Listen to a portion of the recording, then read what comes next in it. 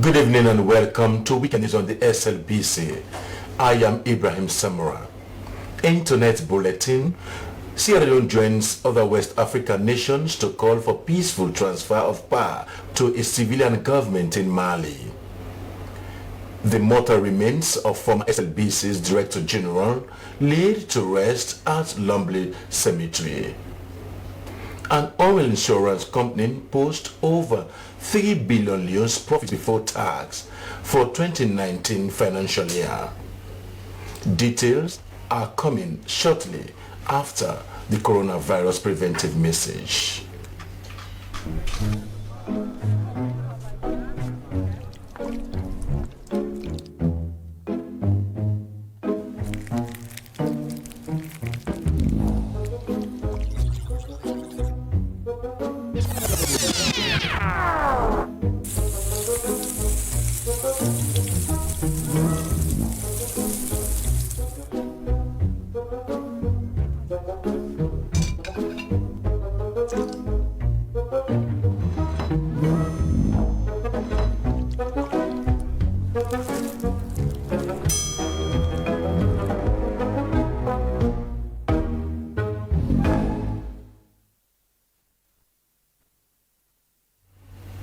Stay safe, coronavirus is deadly. Now to our first story tonight. Sierra Leone's Vice President Dr. Mohamed Julde Jallow, Minister of Foreign Affairs and International Cooperation Nabila Tunis, and the Minister of Defense Brigadier Richard Kelly Conte have joined their West Africa counterparts to urge the military insurgents in Mali to hand over power to a civilian government. They made this call at the just concluded virtual ECOWAS Extraordinary Summit of Heads of States and Governments. Jonathan Thorner now reports. Vice President Dr. Mohamed Julde Jallow supported the resolutions taken by ECOWAS Commission and other international blocs in resolving the Mali crisis peacefully and reaffirmed Sierra Leone's solidarity with the people of Mali during these trying times. The summit was pleased with the information of the release of both Malian Prime Minister and Speaker of Parliament by the junta. The summit was adjourned to 7th September 2020 when a physical session will be convened in Niamey, Republic of Niger, to further explore necessary avenues to resolve the said crisis. It could be recalled that the government of President Ibrahim Keita was recently toppled in a bloodless coup, earning the country sanctions from ECOWAS and other international organizations. The military junta in place requested for a 3-year term in office, after which it will return the country to civilian rule.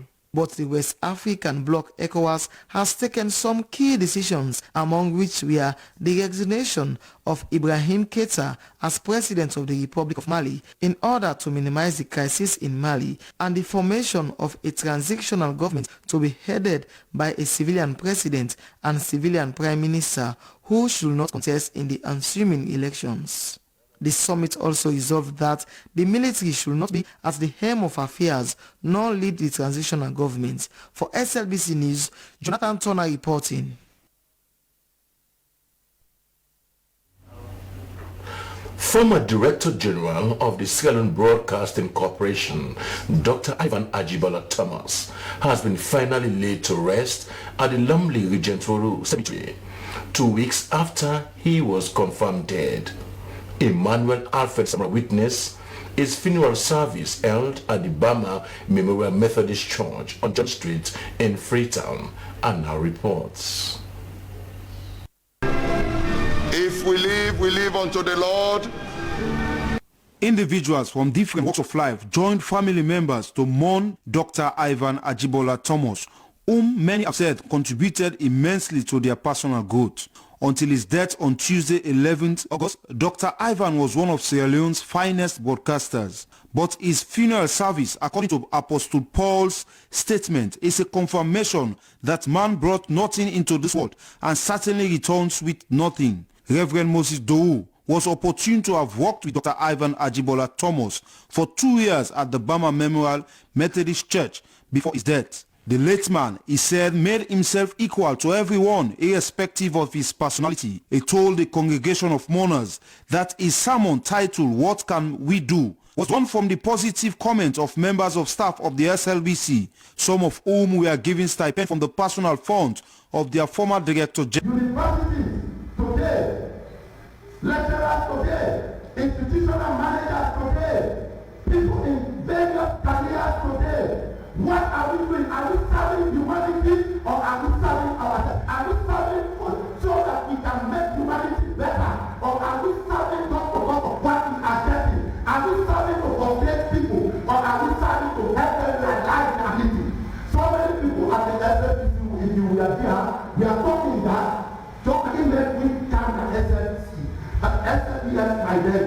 Now if make a novelty attend in me, I never knew I was like this. Now, any politician it will encourage you, it will pamper you, it will find all this and me for let it go people.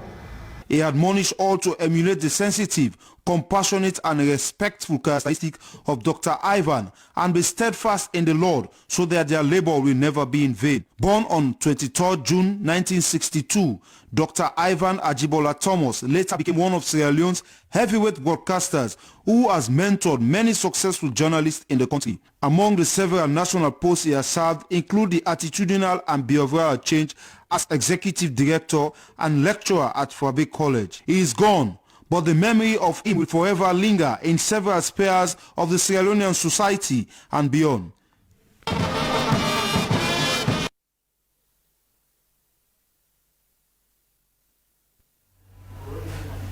May his soul rest in perfect peace. In their effort to complement the Ministry of Agriculture and Food Security, Boosting Agriculture and Food Security Project, BAFS, with support from the European Union, has provided information technology equipment worth millions of leones to the Ministry to aid in food productivity. During the handing over ceremony held at the Ministry's conference room UU building, the items will provide more information to the Ministry on areas to focus in order to strengthen food security in the country. Amnata Fofana was there and our reports.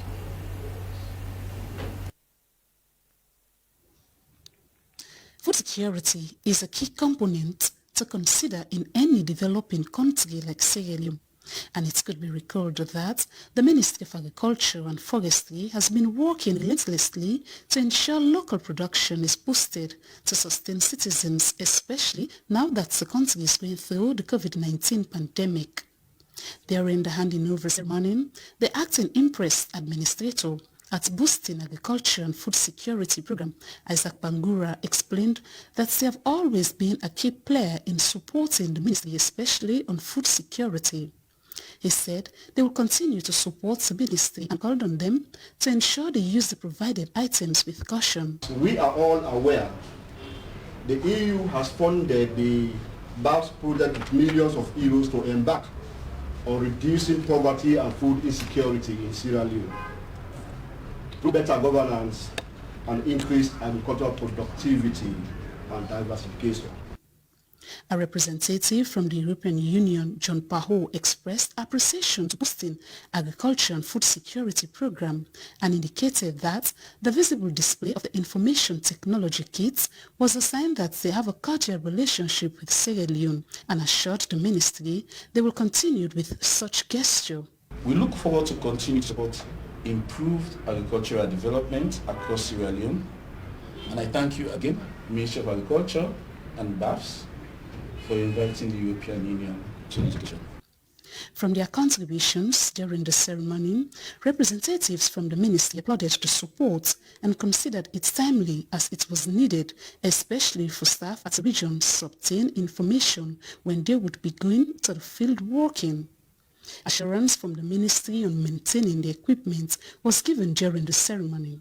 We want to thank you very much, particularly the EU, for the support they have given to this ministry and obviously by extension the government of Sierra Leone in diverse ways, and there are so many areas. We are quite happy and quite pleased that among all the other support that you have given, this is also another step in that direction. The items will be distributed to the Ministry of Agriculture and Forestry regional offices. SLBC News, Aminata Fufana.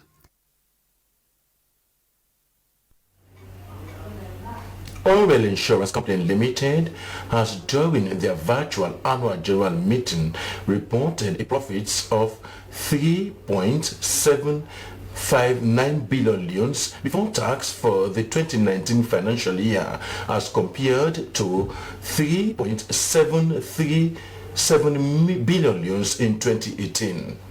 The meeting was the 33rd annual general meeting held so far, which the managing director Raymond Macaulay said was a force that gave all stakeholders an opportunity to participate. Emmanuel Alfred Samora witnessed the meeting and now reports.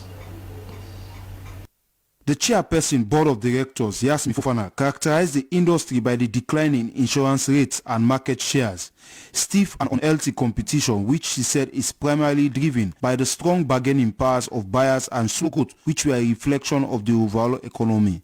She proposes a dividend of 40 cents to be given to all shareholders as recommended in the audited report, which all shareholders agreed to. Managing Director of the Oil Insurance Company, Raymond Macaulay, said despite the challenges of COVID-19, the Eagles still weathered the storm.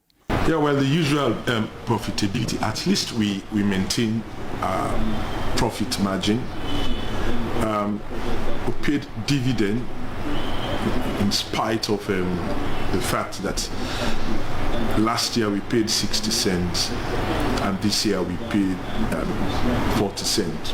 The audited report presented to shareholders was described as one that meets international standards and was received and adopted without any objection. All directors were re-elected by shareholders on the basis of their relentless effort in making the company fly on eagle's wings amidst COVID-19. In a closing statement, Yasmin Fofana, who was also re-elected as board chair, told shareholders that despite the challenges posed by COVID-19, they are optimistic that the economy will recover and Oil Insurance Company will benefit both the individual and collective prosperity that the economic recovery will bring.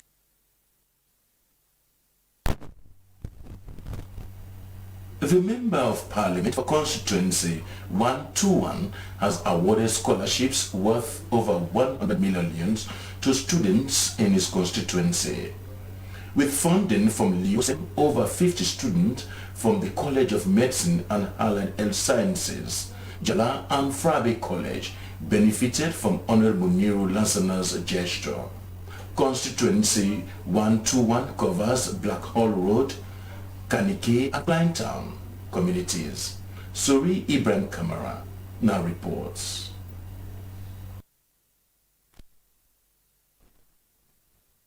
Honorable Abdul Muniru Lansana has barely been in Parliament for 2 years, but he has already received wide praise from his constituents as the MP with the eye for development and youth empowerment.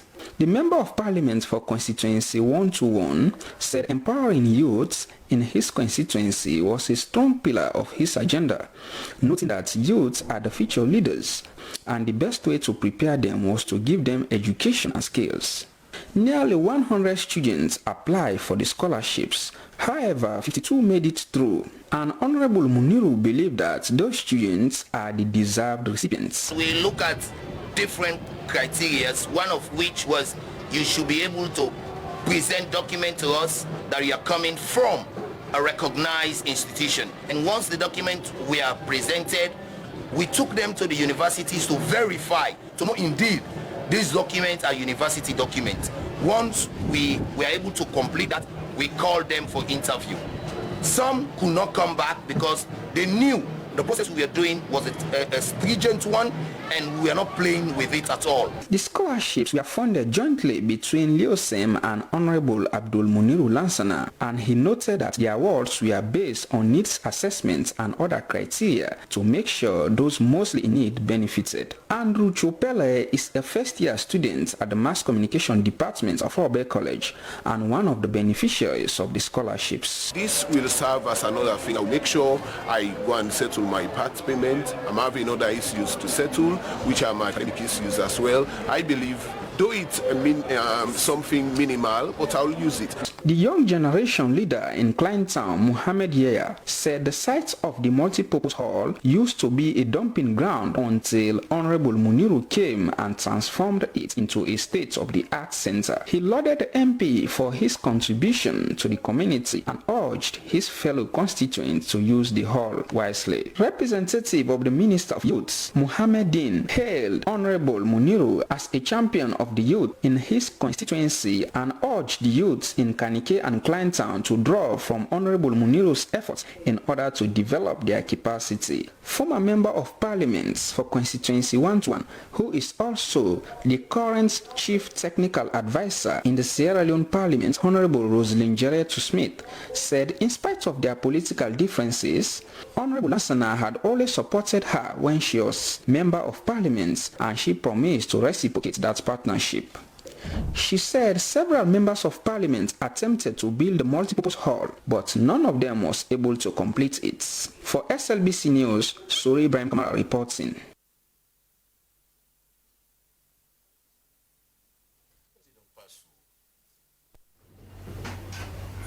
About 600 children from 17 communities in the western area have received bags of rice, condiments and face masks. The support, which was facilitated by Women in Crisis Movement with funds from Action Aid Sierra Leone, was aimed at relieving some burden of low-income families amidst COVID-19 pandemic. Joseph Ture now reports.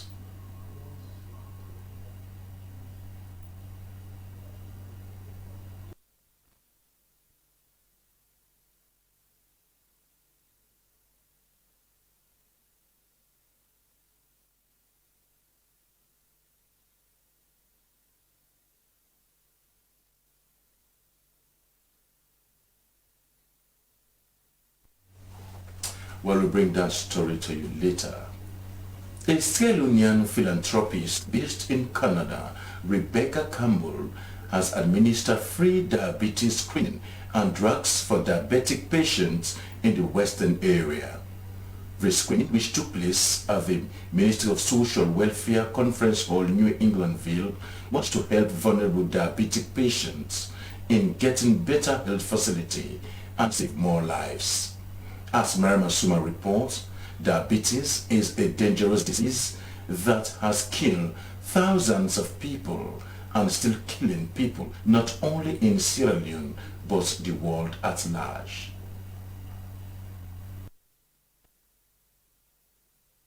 Diabetes is a non-communicable disease which is designed by permanent sugar excess in the blood, and there has been an increase in the incidence of diabetes in the country. Doctors are concerned that in addition to Ebola, malaria and other diseases, diabetes is now taking center stage. Diabetes affects children and young people and commonly referred to as type 1 diabetes, with type 2 affecting mostly adults. As diabetes is becoming prevalent across the country, the recent Sierra Leonean philanthropist based in Canada, Rebecca Campbell, decided to come and administer free diabetes screening and drugs for vulnerable diabetic patients in the western area. They need to get the education just as I did. You don't have to go to school for it, it's a simple one. Eat more of vegetables. And it's good in Africa, like it's almost everything is organic.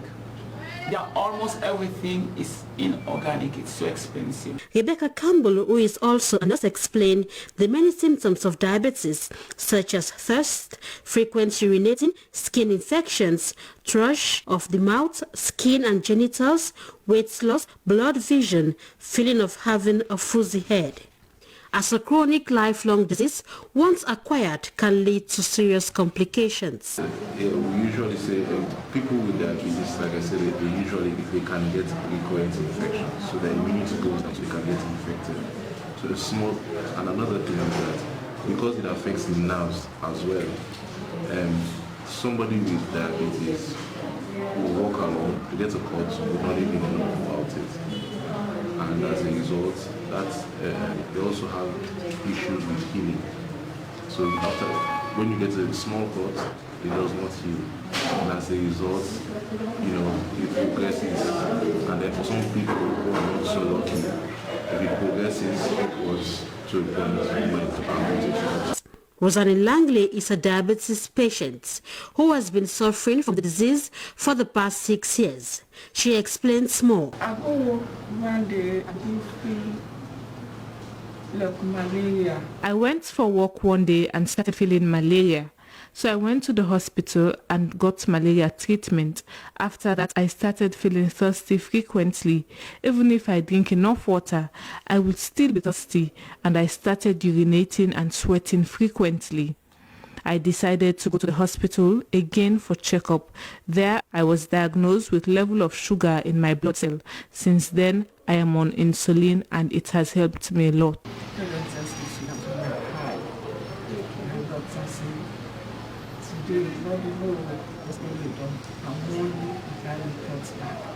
The organs most at risk are the eyes, leading to gradual blindness, kidneys leading to kidney failure, and hypertension, brain leading to stroke, toes and fingers which may result in amputation. This is why it is so important to identify the problem as early as possible to start treatment. Sierra Leone cannot afford to have an explosion of diabetes. It has far too many other problems to deal with. Sierra Leonean daily diets largely consist of imported Polish rice, which is contributing to the increase in diabetes too. The daily use of palm oil in cooking also makes for a deadly recipe. This Minister of Social Welfare, Bendu Dasama Kamara, reminded the gathering of President's bill request for people to invest in farming. She condemned most of the imported rice in the country, which has more carbohydrates. She, however, urged all Sierra Leoneans to avoid eating white rice and focus on the locally produced rice to avoid the disease. Diabetes medication is not cheap and it has to be taken daily. Insulin is injectable only and has to be stored in a fridge. They are flowing. But I think now drugs we have so many options and drugs in the market, and because of that the prices are higher. But it is quite costly, especially if you need to go to insulin.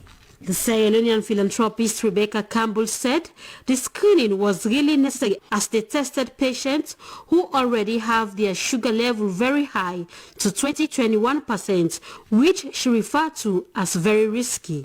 The group, like high sugar group, yes. To test your diabetic, that's when you do it at the lab, it's A1C. This one, when you have it, they teach you how to use it. So 5, you're not a diabetic. 5, 6, 6, 5, you're on the borderline. 5.6. That's why I don't think that's the same system in London or I'm in Canada. And it's called One Touch Ultra, one of the test tips that I'm using. So 5.6, right at 6, good. 6.5, you're in the limit. You don't need medication. You need to watch what you eat. And then when you have like one of the patients, 17 of course. About 422 million people worldwide have diabetes. The majority living in low and middle income countries, and 1.6 million deaths are directly attributed to diabetes each year. Both the number of cases and the prevalence of diabetes have been steadily increasing over the past few decades. For SLBC News, Maria Masuma reporting.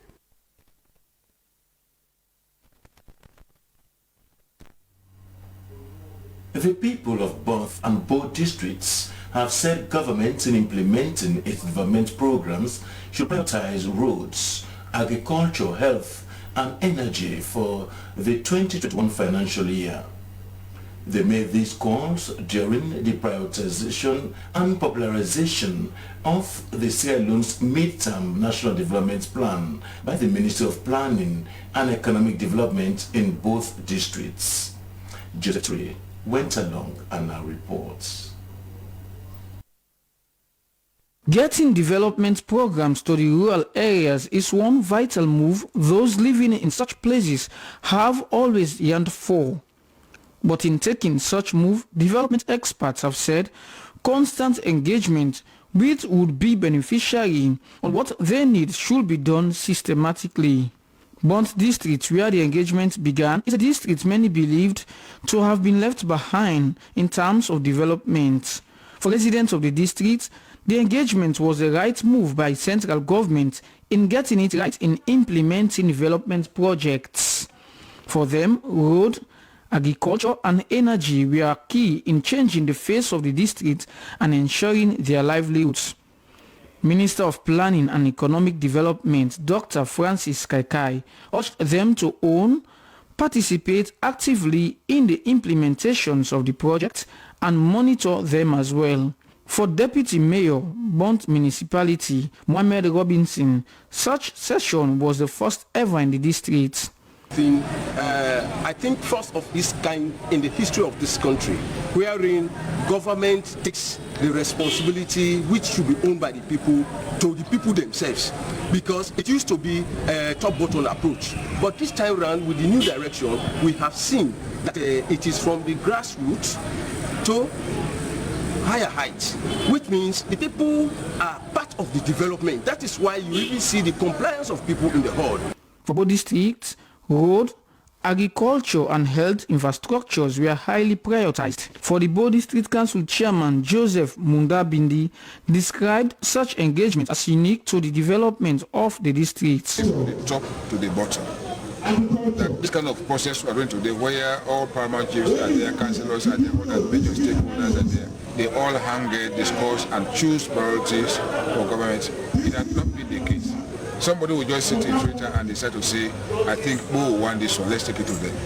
So this is where we have not been able to move very, very well. Yes, sometimes it can even do it, but when they felt the people, they will not appreciate it. Chairman for Development in Parliament, Honorable Musa Fofana, lauded the Ministry of Planning and Economic Development, stating it was an important move. Amidst this move, Dr. Kaikai noted that government's presence should be felt everywhere despite your geographical location. And the medium-term plan is a living document. We are moving as we go along. It's an ongoing process, and I can assure you it's not going to be a planning document that is stuck on the shelf or a static medium-term national development process. It's going to be a living process.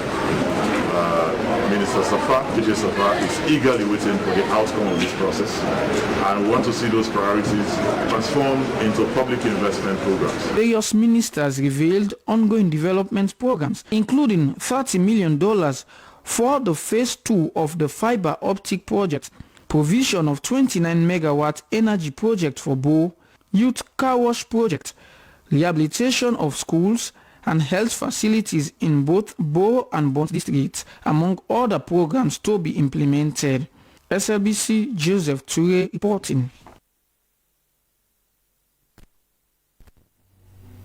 You are watching the weekend news coming to you live from the Salem Broadcasting Corporation in Freetown.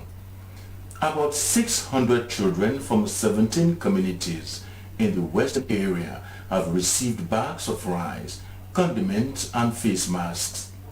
The support, which was facilitated by Women in Crisis movement with funding from Action Aid Sierra Leone, was aimed at relieving some burden of low-income families amidst the COVID-19 pandemic. Joseph Toure now reports. The provision of these items, which would put food on the tables of these families for at least 3 weeks, has been described as timely. The gesture, estimated at over 120 million, according to the Executive Director of Action Aid Sierra Leone, Fode Basiswari, was part of their continued emergency response to poor communities. Desmond Kane, District Coordinator of Action Aid Sierra Leone, urged them to embrace education as they wait for the reopening of schools. Ensure women in these communities who are finding it difficult to provide them food for their kids within this circumstance, to also ensure the kids get their food, they get food at the time when the radio teaching program will be going on, so at least if they are well fed, we'll be able to listen and comprehend. He added that such venture would be cascaded to all 7 of the NGO's operational districts. Just like the other beneficiaries, Grace Umanu said the items came in handy and at the right time. And has just bought food for us, which I'm really happy for, because things have not been easy. And also, just imagine when schools were always resuming, our parents will be wanting to buy our bags, books, pens, but ActionAid always provide that for us. So you see, I'm really happy for what they have been doing for us. I'm really happy. The director, Women in Crisis Movement, Reverend Juliana Conte, lauded ActionAid Sierra Leone for the gesture and pointed out that the accountability on the side of their donor partner has been exceptional. The platform was also used to enlighten the beneficiaries on the preventive measures of COVID-19. SLBC, Joseph Toure, Freetown.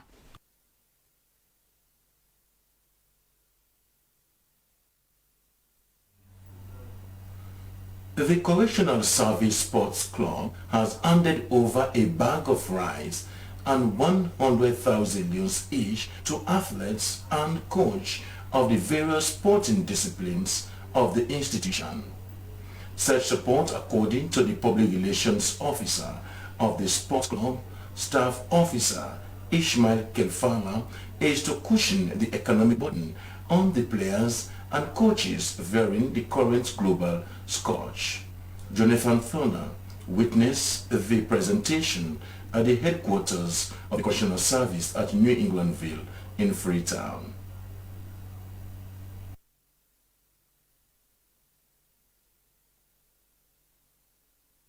The beneficiaries sporting disciplines ranging from cricket, football, boxing and athletics among others. According to Ishmael Kelfala, this is the second such venture by the Correctional Service Sports Club to cushion the burden on athletes, their coaches and administrators since April this year, when the coronavirus had already struck Sierra Leone. From the Ministry of Sport, that will be coming out with a general statement when and how sport will resume again in the country. But for now, we just want to maintain them, to show them indeed that they are part of us.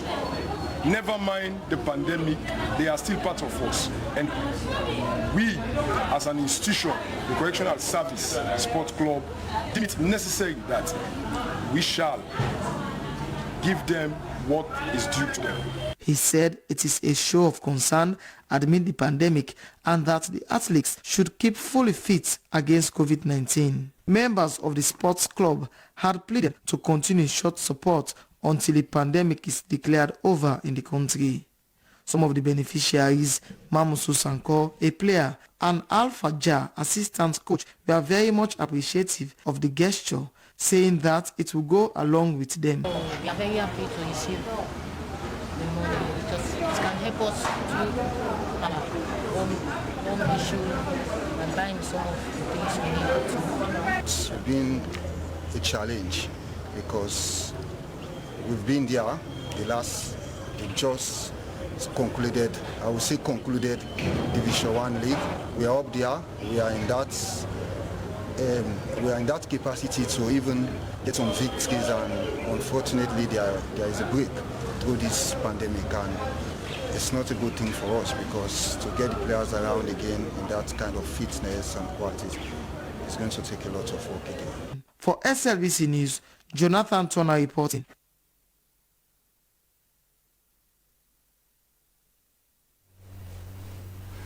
The European Union, through the Ministry of Local Government and Rural Development, has provided €1 million to the Falaba District Council and civil society groups to support development projects in the districts. The European Union held an engagement with core section of stakeholders of Falaba districts. According to the European Union, the support was under the EU project support to civil society and local authorities for local development.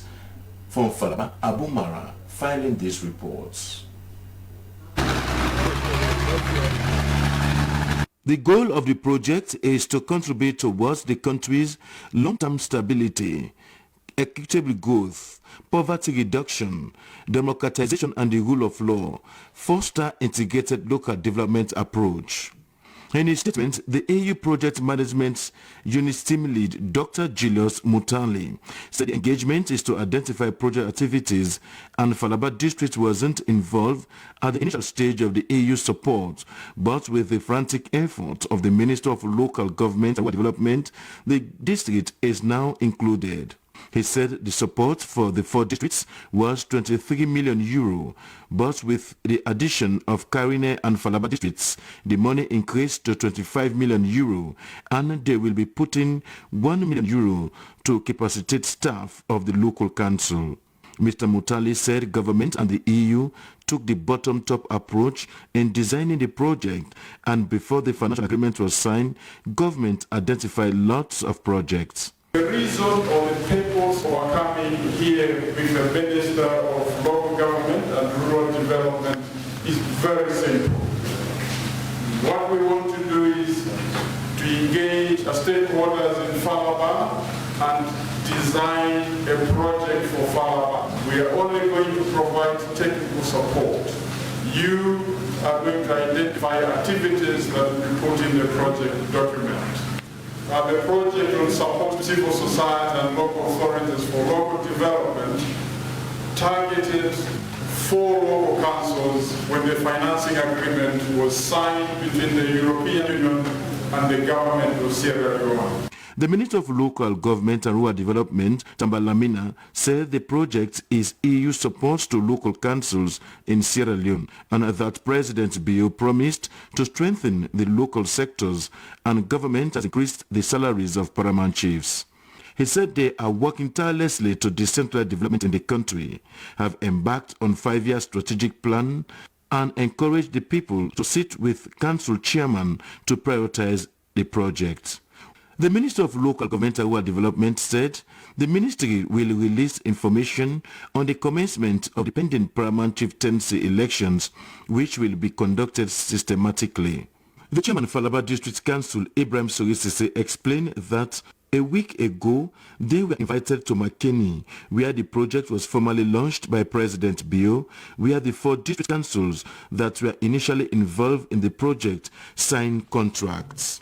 He said they will work on relevant documentation that will be submitted to the Minister of Local Government for possible approval and signing of the contract. 3 of the 4 paramount chiefs in Falaba District, PC Alaji Sheku Fina Kalimara, the 5th of Del Mandugu Chiefdom, Honorable PC Faseli Kulaku Numa Mara, the 3rd of Neya Chiefdom, and PC Finda Modu Kamara said they will engage the council chairman on projects because they know the needs of their people. They said education, water and road are the biggest challenges to the districts and commended the EU and the government for such a laudable venture.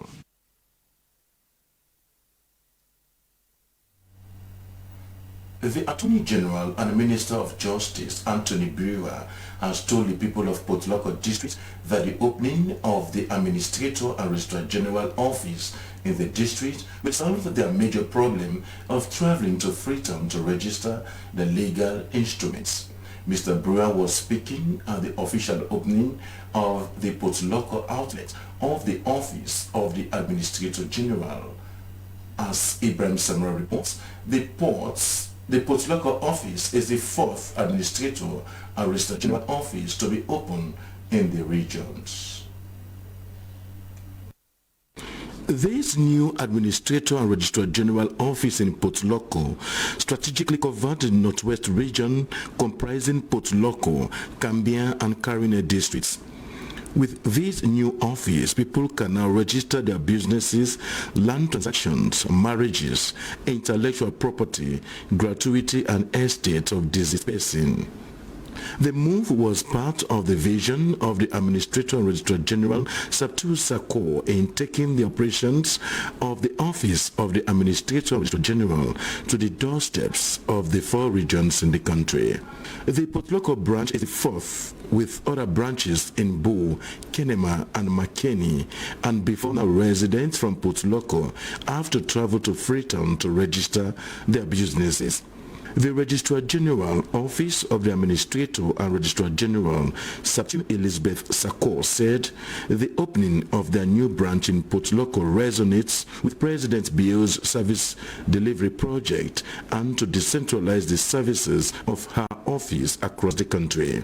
She told her audience that the same services provided in Freetown will also be done in Potloko and will help to address the challenge of traveling to the city to register their businesses and other legal instruments. I have good news for you. My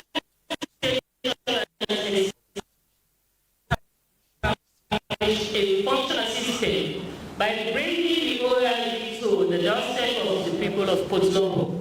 You no longer have to go to Freetown to register your businesses or register assets of your loved ones who are deceased or protect their dead party. And yes, you no longer have to go to Freetown to register your marriage loved ones. I can authoritatively say, as from today, all those services will be rendered to you right here in your office. Residents and stakeholders from the Northwest Region, Potloko District, lauded the Registrar General for taking their services to their doorsteps, noting that the opening of the Office of the Administrator and Registrar General for the Northwest Region was timely. They said the new office has solved the challenge of traveling to Freetown to register their businesses and other legal instruments. Opening the office, the Attorney General and the Minister of Justice, Anthony Brewer, said the move was in line with government vision to decentralize its functions across the country, noting that the new office will attract other ministries, departments and agencies working closely with the Office of the Administrator and Registrar General. This office is located in Potloko, but this office is meant to serve the whole Northwest region. That is, if you have land or marriages from cabinet, you can come to this office. Ladies and gentlemen, I hereby launch the office of the Administrator and Registrar General for the Northwest region situated in Potloko. Staff members of the Office of the Administrator and Registrar General, Margaret Sumana, Simeon Thomas, Ibrahim Sam Johnson and Ibrahim Ran Samora, schooled the audience on the various sections and functions of the marriage, gratuity, business, estates, intellectual property and conveyance. The undermentioned sections will be also housed in this regional office that will be covering the Northwest region. Ibrahim Samora, Freetown.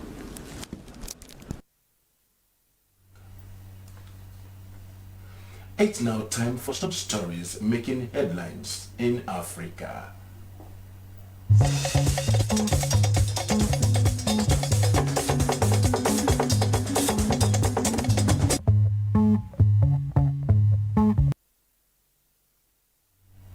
The UN Refugee Agency says almost 400 refugees and migrants rescued by 3 ships in the Mediterranean must be allowed to disembark safely. A joint statement issued with the International Organization for Migration said it was a humanitarian imperative to save lives. The UNHCR and the IMO said the lack of a deal on a regional landing system could not be an excuse to deny vulnerable people safe harbor. 2 South African police officers have been arrested over the deadly shooting of a 16-year-old boy, which had sparked violent street protests. The family of Nathaniel Julius, who had Down syndrome, said he had gone out to buy biscuits when he was shot dead in Johannesburg's Eldorado Park suburb. The family said Julius was shot after not answering officers' questions. The police initially said Julius had been caught up in a shootout between officers and local gangsters. The Independent Police Investigative Directorate said it had decided to arrest the officers after careful consideration of the evidence at hand. A Nigerian has criticized what it calls the incessant harassment of its citizens in Ghana and the progressive act of hostility towards the country by Ghanaian authorities. The statement from Information Minister Le Mohammed says Nigerians in Ghana are being made objects of ridicule. It lists a number of issues including the demolition in June of a property belonging to Nigerian diplomatic mission in the capital, Accra. Ghana's President Nana Akufo-Addo apologized over the incident. The aggression and incessant deportation of Nigerians, the disclosure shops belonging to Nigerians. Mr. Muhammad says the Nigerian government is considering a number of options aimed at ameliorating the situation but does not say what those are. Earlier this week, Ghana's Foreign Minister Shali Ayoko Buchui summoned Nigerians share their fears to explain about comments attributed to her Nigerian counterparts. That's all for African news. It's now time for sports news.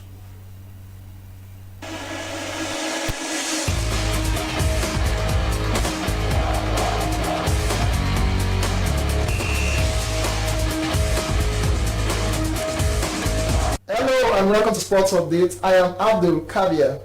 In this edition, ex-Sierra striker Kai Kamara feels the campaign for social justice is more important than sports in the United States at the moment. He made this statement during an exclusive interview with BBC World Service. SBC Sport Desk follows the story. According to Kai Kamara, his MLS side, Colorado Rapids, chose not to play against FC Dallas in protest over the shooting of Jacob Blake. Blake, a black man, was shot 7 times in the back by police on Sunday in Wisconsin.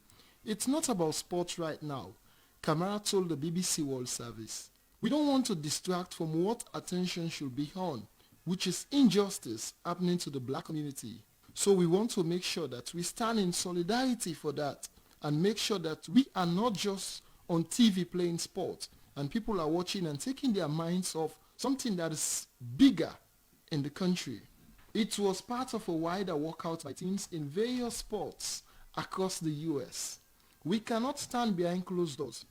We are in support of what the NBA did, and they empowered our voices at the same time to say this is something we can stand for today as professional athletes together.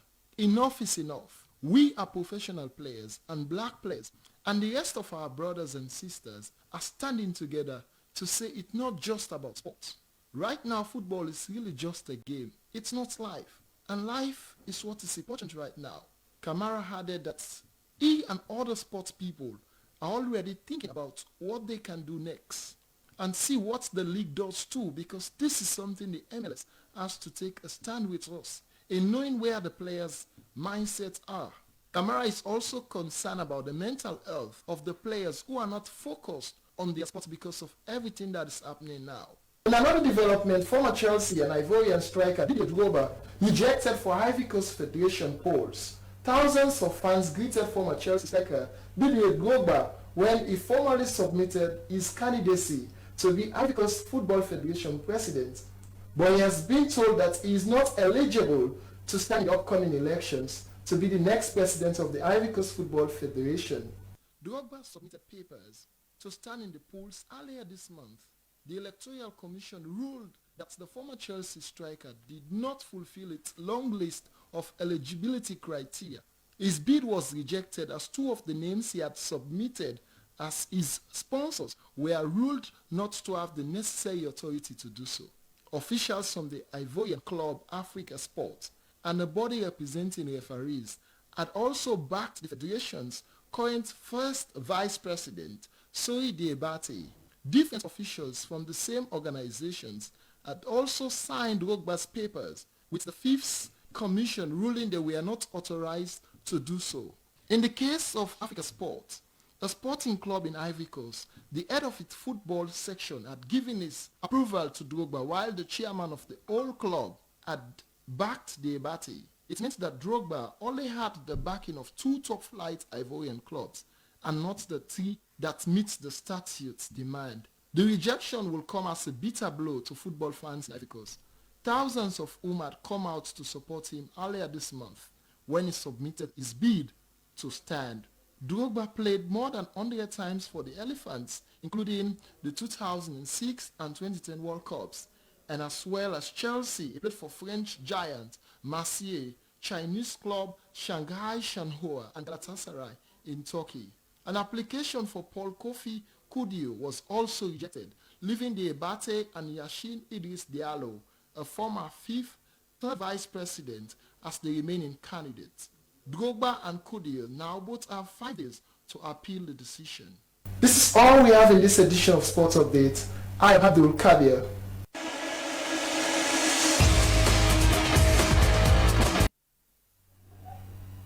Many thanks to Abdul Kabir for the latest update in sports. And it is now time for entertainment news.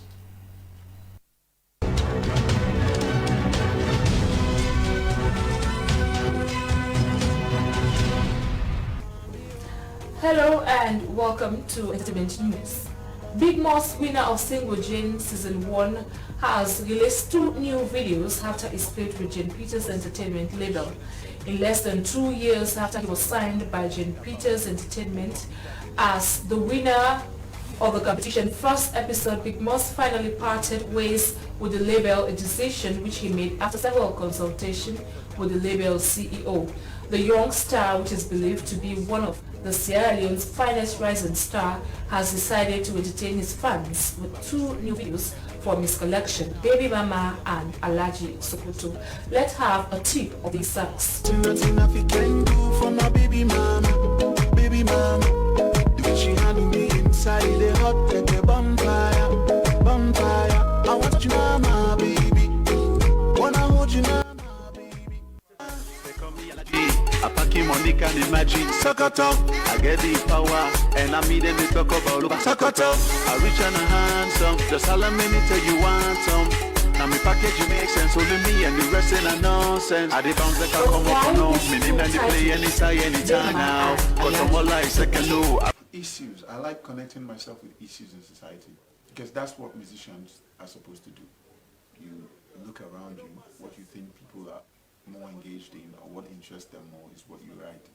And I've been writing my songs myself, and Baby Mama as an appreciation song to women who actually give back to babies for us and all of that, like appreciating who your baby mama is. Alaji Sokoto is actually a boastful song. It's telling how sweet, how everything is sweeter when you have money, how you can gain power, how you can actually get a lot of people to come close to you when you have money. So I titled it Alhaji Sokoto. It is with immeasurable grief that we confirm the passing of Chadwick Boseman. Chadwick was diagnosed with stage 3 colon cancer in 2016 and battled with it these last 4 years as it progressed to stage 6. Chadwick, 43, who is described as a true fighter, persevered to it all and brought us many things we have come to love so much, from Marshalls to The Five Blood, August Wilson, Black Bottom and Black Panther, among others.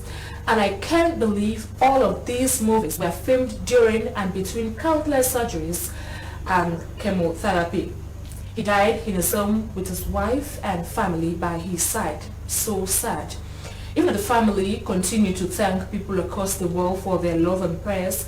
They ask that people respect their privacy during this difficult time.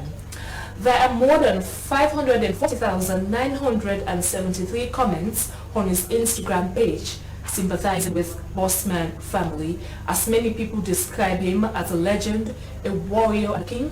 One of the messages that touches me is the one that reads, "True warrior fight cancer behind the scenes while doing what was needed to make a powerful statement in the world today." His role as a superhero Black Panther in the Marvel Cinematic Universe films, including Black Panther, made him an international star, winning him the NAACP Image Award and the Screen Actors Guild Award. He did a DNA test which traced his roots to Creoles and Ibas in Sierra Leone. He will really be missed as he has left many legacy behind. Rest in peace, warrior Wakanda forever. And that's all we have time for. I am Cynthia Kama. Thanks for watching. Goodbye.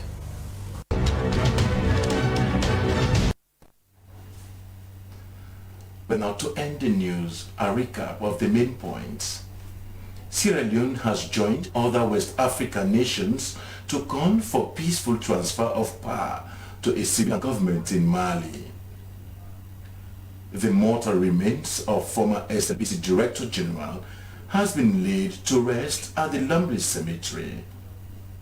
An oil insurance company has reported over 3 billion leones profits before tax for the 2019 financial year. Well, that's all in this SLBC Weekly News. From Freetown with me, Ibrahim Samura. Thanks for watching and stay safe.